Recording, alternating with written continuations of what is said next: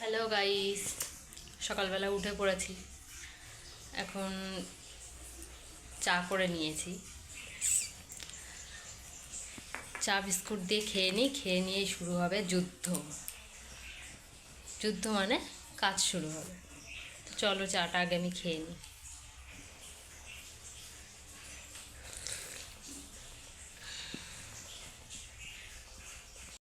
তো আজকে তো রথ, তোমরা সবাই জানো।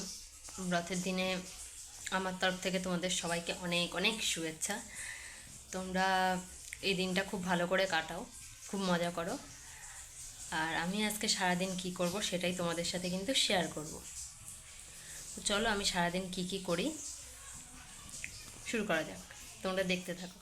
তো গাইজ দেখো, আমি কিন্তু এবার বিছানাটাকে ঝেড়ে নিচ্ছি পরিষ্কার করে। সকালবেলা উঠে এটাই তো আমাদের প্রথম কাজ থাকে, বিছানাটা ভালো করে গুছিয়ে নেওয়া। তো এবার কিন্তু আমি মেয়ের পুতুলগুলোকে গুছিয়ে নেব। দেখো, ওর 4 পুতুল সব এখানে এনে জড়ো করেছে। আর এই পুতুলটা তো ওর থেকেও বড়, ও ওটাকে নিতে পারে না, তবুও নেবে। ওর কাছে যদি জিজ্ঞেস করা হয় ও আগেই বলবে যে ও পুতুল নেবে। ওর আর কি, ও নেবে, আমি গুছাবো। তো যাই হোক, দেখো, আর এখানে কটা জামা প্যান্ট ছিল, আমি সেগুলোকেও ভাঁজ করে নিচ্ছি। এটাই তো আমাদের কাজ। এবার চলে আসলাম ঘরে, কিছু ফার্নিচার ছিল সেগুলোকে মোছামুছি করে নিতে।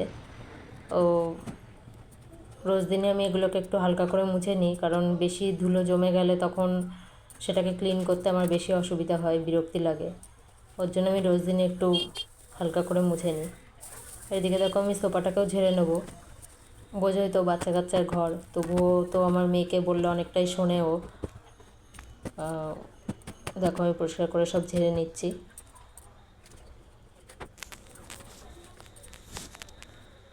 তো এবার কিন্তু আমি চলে গেলাম ঝাড় দিতে।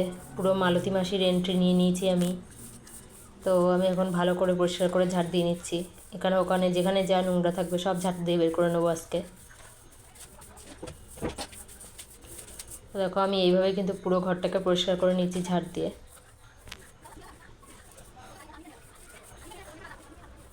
তোমাদের কার কার সকালবেলা উঠে আমার মতন এরকমই কাজ করতে হয়, এরকমই কাজ শুরু প্রথমে উঠেই? তো তোমরা আমাকে কমেন্ট করে জানিও সকালে উঠে কার কার এই কাজগুলোই প্রথমে থাকে। তো দেখো, আমি চলে এসেছি ঘর মুছতে। ঝাড় দেওয়ার পরে তো ঘর মুছতেই হবে। তো আমি ঘরটাকে ভালো করে মুছে নিলাম।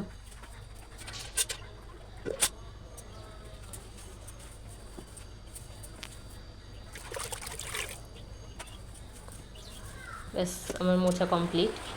এবার কিন্তু আমি চলে এসেছি ম্যাগি করতে।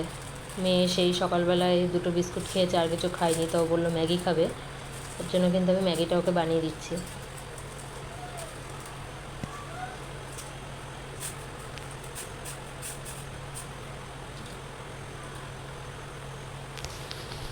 তো দেখো, ম্যাগিটা কিন্তু হয়ে গেছে। মেয়েকে ম্যাগিটা করে দিয়ে দিয়েছি, আর ও বসে গেছে ঠান্ডা করতে। হাই, তোমরা কেমন আছো?